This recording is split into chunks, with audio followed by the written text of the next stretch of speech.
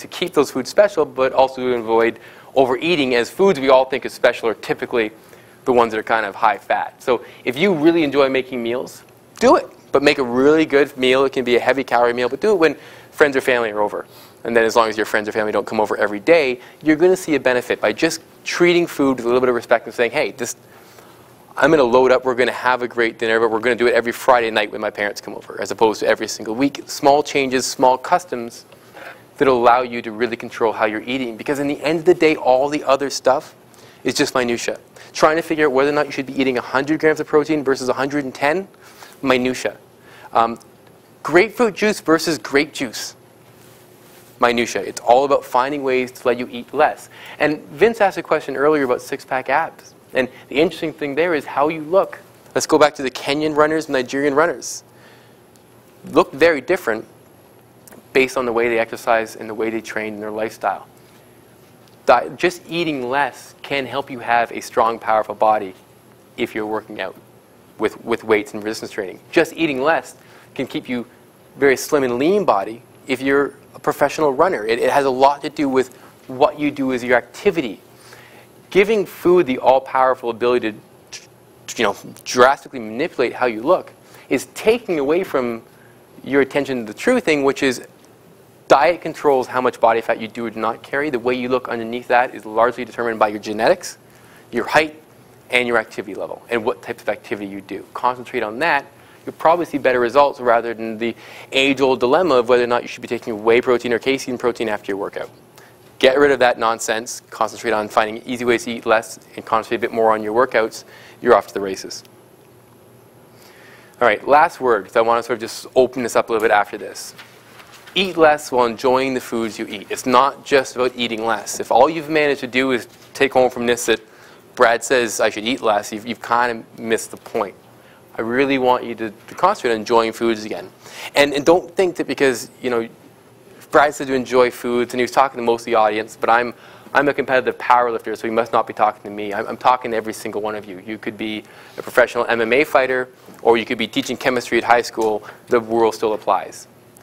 Identify your eating cues. Are there areas that you're overeating that you didn't know you're overeating? Or are there areas you knew you're overeating and you really don't need to be and you could change without really affecting your life? Finally, small changes, big results. All of a sudden, if you decide from here, I listen to Craig talk and I'm going to do a transformation contest and I'm just going to reinvent my diet and nutrition program, baby steps is probably the better way to do it. Identifying areas, making switches, and then going for it. But Craig's program itself, it doesn't sit there and recommend what you need to do is work out 4 times every single day. Right? Everything is baby steps, getting you into workouts, knowing what you're capable of, and then building up from there. Nutrition and diet is no different.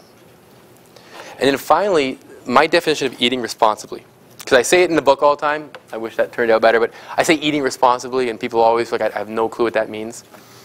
Responsibly is a combination of 2 things. It is variety, trying to get as much food, much variety of food into you as possible. And responsibility is just knowing, am I right in between sort of obsessing about food but being completely ignorant about it? You have a cheeseburger one night. No reason to stress out, especially if it was a good cheeseburger, you're fine.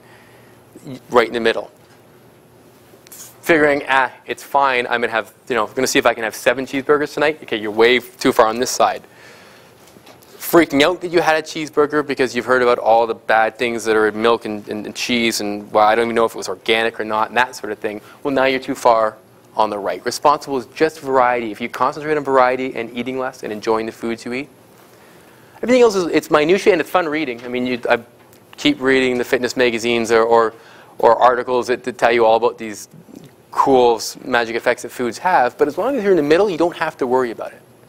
By adding variety to your diet, you cancel out, by rule, the ability to be overeating one certain type of food. If you have a giant variety of food in your diet, it's very hard to have way too much saturated fat. If you have a giant variety of food, you can't have too much protein. Can't really have too much simple sugar. It's very hard to do because the variety rules it all out. Variety is the one thing that makes eating responsibly work. Combine that with just understanding that for you personally, you're taking small steps to get the calories down a little bit. And that's really all you need to make profound changes in the way you look without profound changes in your relationship with food. Right, so that is the end of my slides. I want to thank you because that's also the end of my speaking part. And I want to open up for questions more based around adapting these principles for you. Anything that you want to ask, I'm here. Starting this. We're good. So, yep. Mm-hmm. Eat less. Mm-hmm. Does that mean eat more often? No. Okay. So the question was, does eating less mean eating more often? It does not have to. Eating.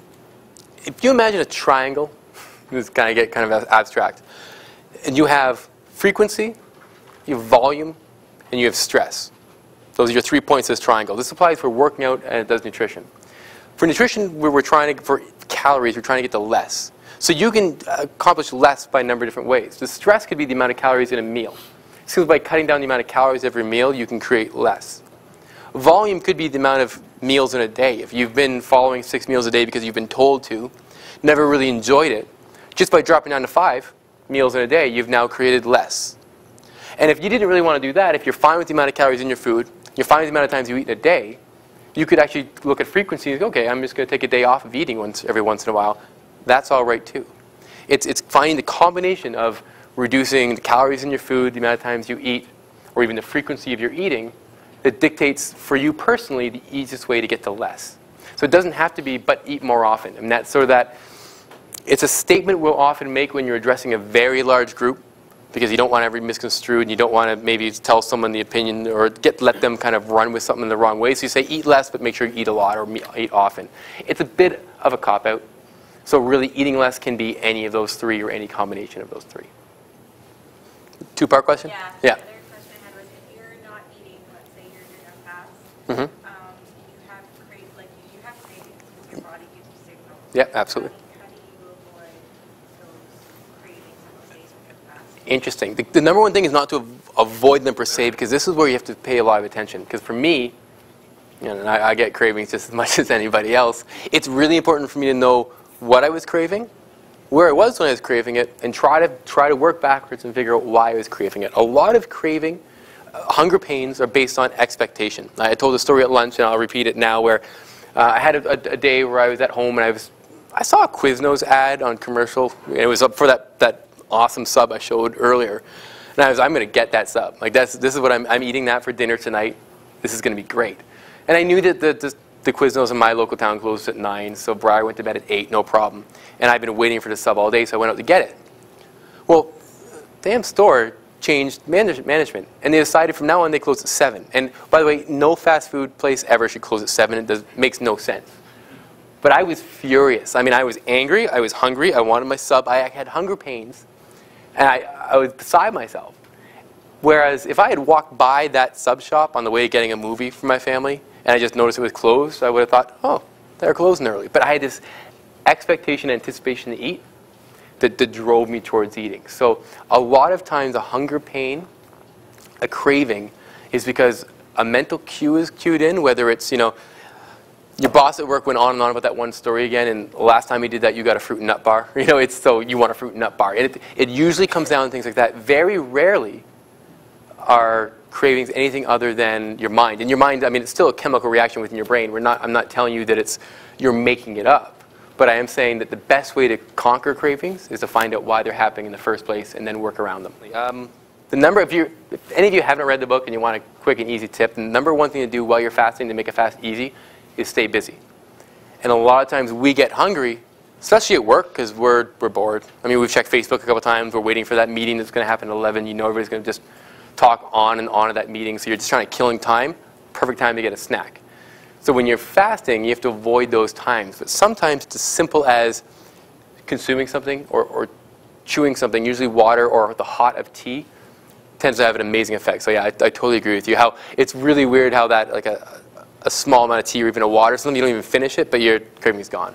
Yeah.